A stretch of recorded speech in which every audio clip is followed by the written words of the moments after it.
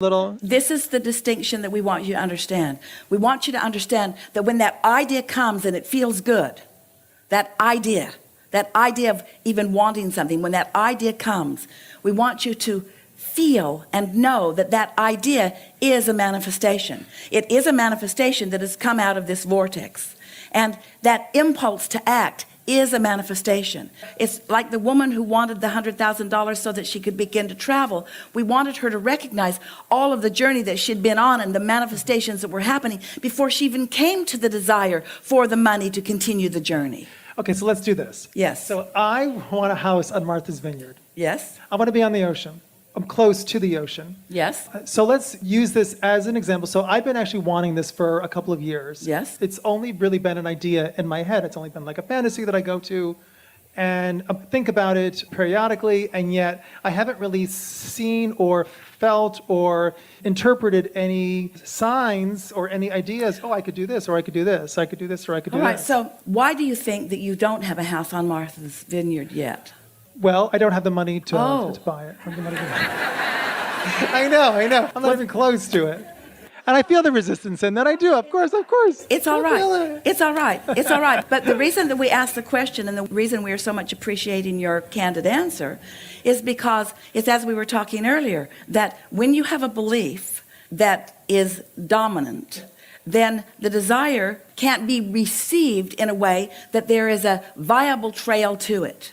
So what we're saying to you is that desire is not active enough, long enough before the doubtful thought about it is dominating the vibration of it. So what you do is you stay off the subject that brings the doubt. In other words, you've got to somehow find a way to deactivate the doubt part of that within your experience. So do you feel wrong not living on Martha's Vineyard yet? No. Really? Because you're really failing at this desire. I know. Do I feel wrong? I don't feel wrong for anything. So this is not diminishing your sense of value or worth. No. Really? Not for the most part. You said, I don't live there yet because I don't have the money. Yeah. And then you said, not even close. Not even close. It's just discouragement. It's not like feeling wrong. It's not feeling. This is really, really good. Discouragement. So here's the question. Are you sometimes, when you're tapped in, turned on, and you in that receiving mode, the idea of that comes to you and it feels good for a moment before you crush it with your discouragement. And your discouragement is a vibration that is this receiving mode. So we just want to ask you a simple question. Which receiving mode do you think you're mostly in? The discouragement receiving mode or the exhilaration, all of the fantastic things about living there? Probably more here. So it's all right. 60-40, 70-30. 90-10. So but it's okay because your inner being knows what you want and knows where you are. And so it's constantly offering you a thought that sort of sneaks up when you're not even looking about that. That's why your desire will never go away. It will always be alive. But the question is, how close to the receiving mode of that are you? So when you hit it head on, as we have sort of forced you to do through our impertinent questions here, it does activate a vibration that holds you in a holding pattern. And so you could avoid the subject altogether and focus on other things where it's easy for you to stay in the receiving mode. And if you could do that, your receptive mode about not having enough money would in time dissipate and this would be dominant, and then you would break through with some ideas. Does that make sense to you at all? Can you see that happening at all? Can you hear us when we say, if you could cease to offer the vibration of disappointment and doubt about something, that the cork would float to the surface of the water and you'd be right there where the ideas would flow? I'm going to have to get off the subject of owning a house, period. Because owning anything, whether it's a car or whether it's a house, I live in New York City, so I don't have a car. It's like, and I haven't had a car in years and years. Why not? Because I don't need one. I'm in New York, and because it's too expensive to have one in New York. All right, so there's that vibration again. So what you're saying is that there are many things that you are living and that you're observing that cause you on a pretty regular basis to offer thoughts, to hold a vibration, to practice a vibration that doesn't allow you to be steadily in the receptive mode of something that you know for sure you want. But this is the thing that we so want you to hear. If you were not anywhere near that receptive mode, oh, this is the most important thing that you'll ever hear from us. This is a really important breakthrough for you. This is really a wonderful thing for you to acknowledge. And we're happy that we're here as you're going to receive it. You know, I got to go. I have to use the bathroom. Can we read? We'll tell it to the next guy. The fact that you know for sure, and we can feel it from you, we can feel the definition of it within you. The fact that you know for sure that this is something that you want means that you were in the receptive mode to receive that, and means that it is so much further along the way than you know. It exists, and it is real, and it will manifest into your experience. It is absolute. It is not in question. It is sure. If this time-space reality has the wherewithal to give you the contrast that causes it to grow, and you receive the idea of it that you want it, once that has happened, you're more than 90% along the way to the receiving of it, you see. You just have to bring it home by not doubting it and preventing it from coming into your experience. Now, we know that's hard to hear because you are, most of you, accustomed to seeing things and having an emotional response to them. So something that you want is happening, then you have a good feeling. But if something that you don't want is happening, then you have a bad feeling. It's not the easiest thing in the world to be standing in the middle of something that you do not want and have the feeling of what you do want. And yet that really is the work. So you said something very smart. You said, I have to get off the subject of that, because when I'm on the subject of that, my disappointment dominates. Well, isn't that nice to know? You see, the creative process says, ask and it is given. So you've asked, it's in the vortex, and it's already ripe for your plucking. So if you stay on the subject of owning things, or on the subject of scarcity, or on the subject of any of these things that are bothering you, then you continue to throw new resistance on your path that prevents you from being in the receptive mode where something clicks that is the path to what you want. Did you hear that? Let's say that there are 5 subjects that are important to you, and 4 of them you have doubt and disappointment about.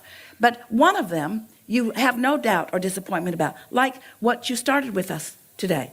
I have a lot of talent. I have a lot of creative ability. The things that I want often come to fruition. And so as you focus upon that one thing that doesn't hold you in the receiving mode of disappointment or overwhelmment, but holds you in the receptive mode of positive expectation and appreciation and passion and enthusiasm, as you focus on whatever it is that holds you in that vibration, you're going to be in the receptive mode of everything that's in your vortex. That's so important to understand, but you don't really know that. Instead, you want to talk about 5 things, and this one isn't working, so I've got this idea. I want to live on Martha's Vineyard. Dun, da, da, da, da, da, da, da, da. And then you do processes. How can I make myself believe that? Claw your way up the emotional scale. It doesn't work, does it? Find something that holds you there and use that as your excuse to be in the receptive mode and allow everything that's in your vortex to be realized by you, you see. And so it's a process, because when you have some momentum going about a subject, and everybody does, and then you find yourself accidentally in the receptive mode and a glimmer of hope comes through and you feel exhilarated about it, and then your practical mind focuses and back you go to discouragement, you see. So the key is just to not beat up on yourself about that, because that's natural, whatever momentum you've got going. Do you believe us when we say that the fact that the desire occurred to you and you spoke it with such clarity, it lets us know for sure how active and alive this desire is within you, and that if you can stay off the subject or find a way to be consistently on that subject and feel good, that ideas will continue to come? It has to be. It must be. It is so exhilarating for us to see the things that you ask for and to know that they are there, ripe and ready for your plucking. And it is so exhilarating to us to watch you find your vibrational path to them. Your vibrational path, and these were your words to us, and they were so wise. Your vibrational path to most of the things that you really want is not by driving hard on the subject of them, because every subject is really 2 subjects, wanting it and the absence of it. And so sometimes without even knowing it, that's where your momentum is. Do you ever find yourself talking about something that you want and saying to yourself, I felt better before I wanted that?